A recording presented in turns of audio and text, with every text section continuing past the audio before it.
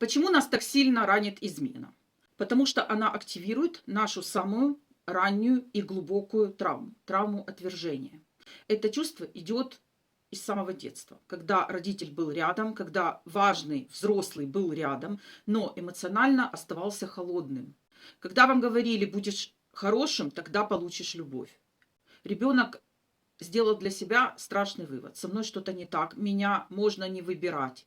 И во взрослой жизни вы бессознательно ищите партнера, который подтверждает вам этот сценарий. Вы вкладываетесь, вы угождаете, жертвуете собой, чтобы вас наконец-то выбрали.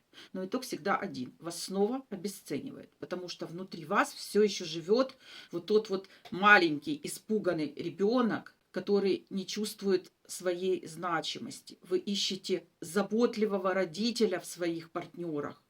Но пока вы не станете для себя этим самым родителем, круг не замкнется.